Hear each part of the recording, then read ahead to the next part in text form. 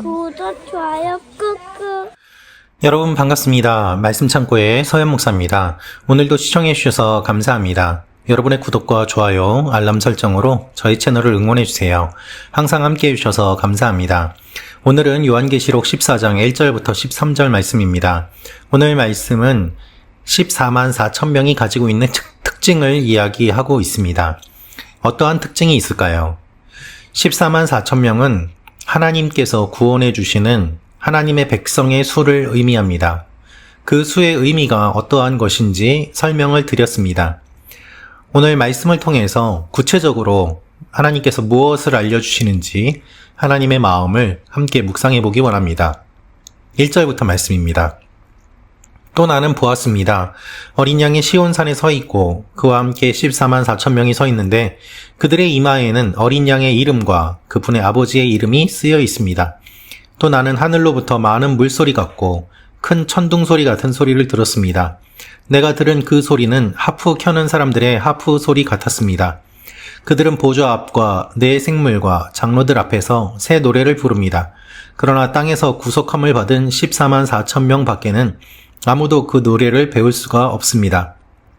그들은 여자들과 더불어 자신을 더럽히지 않은 사람들이니 이는 그들이 정절을 지켰기 때문입니다. 그들은 어린 양이 가는 곳이면 어디든지 따라가는 사람들이며 하나님과 어린 양에게 바쳐진 첫 열매로 사람들 가운데서 구속함을 받았습니다. 그들의 입에서 거짓을 찾을 수 없으니 그들은 흠 없는 사람들입니다. 또 나는 다른 천사 하나가 공중에 날아가는 것을 보았습니다. 그는 땅에 사는 사람들 곧 모든 나라와 족속과 언어와 백성에게 전할 영원한 복음을 가지고 있습니다. 그는 큰 소리로 말했습니다. 너희는 하나님을 두려워하고 그분께 영광을 돌리라. 그분의 심판대가 이르렀다. 너희는 하늘과 땅과 바다와 물들의 근원을 만드신 분께 경배하라. 두 번째 다른 천사가 그 뒤를 따르며 외쳤습니다. 무너졌다. 큰 도성 바벨론이 무너졌다. 이 바벨론은 자기의 음행으로 만든 진노의 포도주를 모든 나라들에게 마시게 했다. 세 번째 다른 천사가 그들을 따르며 큰 소리로 외쳤습니다. 누구든지 짐승과 그의 우상에게 경배하고 자신의 이마나 손에 표를 받으면 그도 하나님의 진노의 포도주를 마시게 될 것이니 이것은 하나님의 진노의 잔에 섞인 것이 없이 부어진 것이다. 그는 거룩한 천사들 앞과 어린 양 앞에서 타는 불과 유황으로 고통을 당하게 될 것이다. 그들에게 고통을 주는 연기가 영원토록 올라갈 것이다. 그리고 짐승과 그의 우상에게 경배하는 사람들과 그의 이름의 표를 받는 사람은 누구든지 밤낮 안식을 얻지 못할 것이다.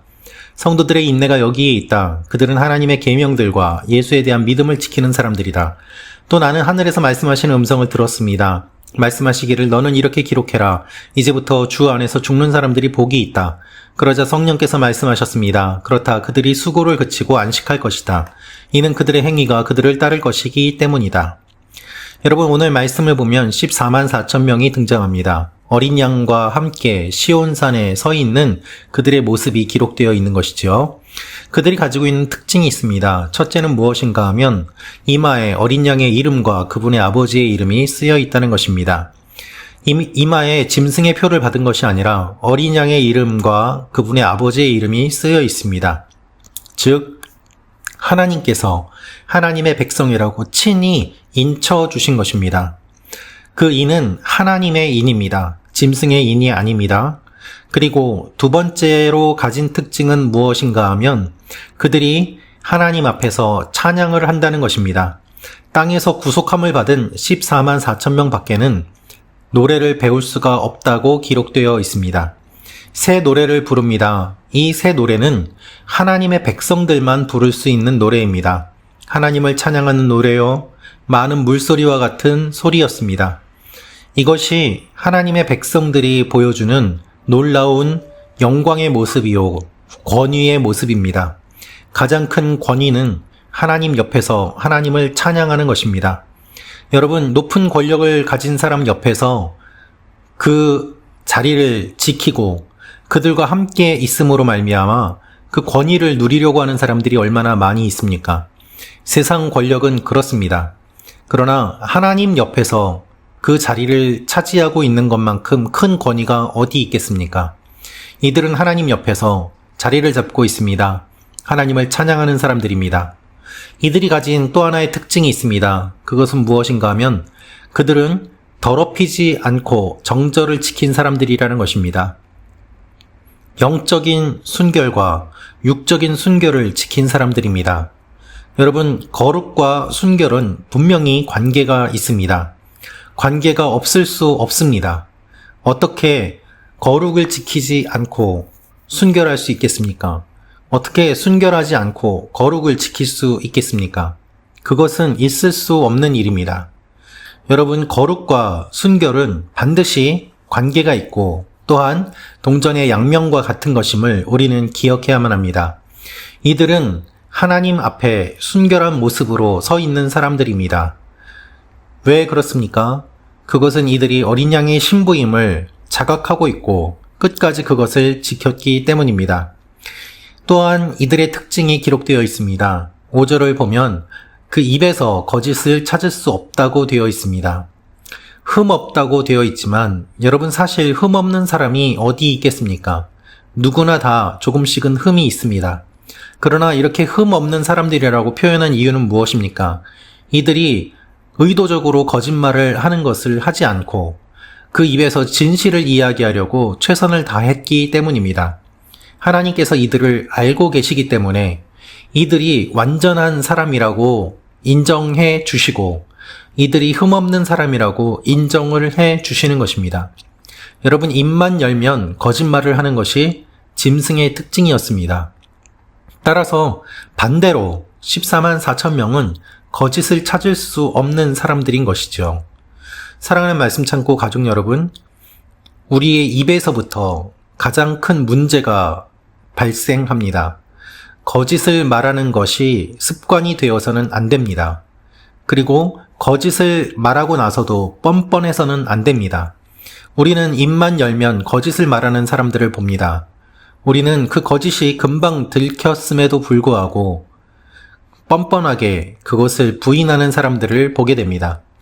또한 그 거짓이 발각되었음에도 불구하고 또 다른 거짓말로 그것을 덮으려고 하는 사람들도 봅니다. 거짓은 하나님께서 가장 싫어하시는 것이고 거짓은 우상 숭배자들의 특징 중에 하나입니다. 왜 이렇게 거짓을 많이 이야기를 할까요?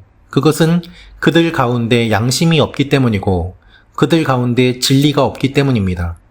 결국 하나님도 두려워하지 않기 때문에 그들은 거짓말을 들켜도 아무런 양심의 거리낌이 없습니다. 그리고 자신들을 처벌할 수 없다고 생각하기 때문에 그들은 태연하게 거짓말을 합니다. 권위를 두려워하지 않고 하나님을 두려워하지 않고 진리가 그 속에 없으니 거짓만 이야기할 뿐입니다. 그 거짓으로 자신의 이익을 취하고 살아남는 것에만 급급한 사람들이 짐승의 특징인 것이죠. 반대로 거짓을 찾을 수 없는 그 특징이 하나님의 백성들의 특징입니다. 이들은 거짓을 이야기하고 싶어도 거짓을 말할 수가 없습니다. 거짓말을 하는 것이 너무나도 힘든 사람들입니다. 왜 그렇습니까? 거짓을 말한 적이 없기 때문입니다. 거짓을 배우지 않았기 때문입니다. 여러분, 죄 짓는 것이 너무나도 힘든 삶을 사시기를 기도합니다. 하나님의 백성들이 죄 짓는 것이 어색하고 욕하는 것이 어색하고 거짓말하는 것이 어색해야지 하나님의 백성이라고 할 수 있지 않겠습니까? 하나님의 백성이라고 하면서 입만 열면 거짓말을 하고 입에서 거친 욕이 나오고 상대를 비난하는 것이라면 어떻게 하나님의 사람이라고 이야기를 할 수 있겠습니까? 또 하나의 특징이 있습니다. 어떠한 특징이 있을까요? 이들은 복음을 가지고 있고 또한 이들은 하나님을 경배하는 사람들입니다. 계속해서 오늘 천사가 등장하는 것을 볼 수 있습니다. 천사가 계속 등장하면서 바벨론이 무너진 것을 이야기를 하고 또한 짐승의 표를 받는 것에 대한 경계를 이야기하고 있습니다. 세 번째 천사는 무엇이라고 이야기를 할까요? 9절부터 말씀을 보면 누구든지 짐승과 그의 우상에게 경배하고 자신의 이마나 손에 표를 받으면 하나님의 진노의 포도주를 마시게 될 것이라고 말씀하십니다. 그는 불과 유황으로 고통을 당하게 될 것이라고 이야기하고 있습니다. 그 짐승의 표를 받는 사람, 우상에게 경배하는 사람들은 누구든지 밤낮 안식을 얻지 못할 것이라고 이야기하고 있습니다. 사랑하는 말씀 창고 가족 여러분, 짐승의 표를 받으면 상업적인 것이 보장이 되었습니다. 장사를 할 수 있었습니다. 경제 활동이 보장이 되었습니다. 그러나 그 보장된 것을 내려놓고 하나님 앞에 거룩한 결단을 한 하나님의 백성들, 그들을 하나님께서 기억하십니다. 그리고 짐승의 표를 받은 사람들은 당장은 먹을 것을 얻고 당장은 상업 활동이 가능하지만 결국 하나님 앞에서 영원히 고통을 당하게 될 것임을 분명하게 말씀하고 계십니다. 그래서 요한계시록 말씀을 통해서 하나님이 위로하시는 것이 바로 이것입니다. 성도들의 인내가 여기에 있다는 것입니다. 하나님의 계명을 지키는 사람, 예수에 대한 믿음을 지키는 사람, 그 사람이 14만 4천 명에 들어가는 사람이라는 것입니다. 여러분, 믿음을 지키는 사람, 어떠한 사람일까요? 의리가 있는 사람입니다. 지조가 있는 사람입니다. 흔들리지 않는 사람입니다. 왜 그렇습니까? 하나님을 믿기 때문입니다. 그 믿음의 결과가 결국 죽음으로 연결이 됩니다.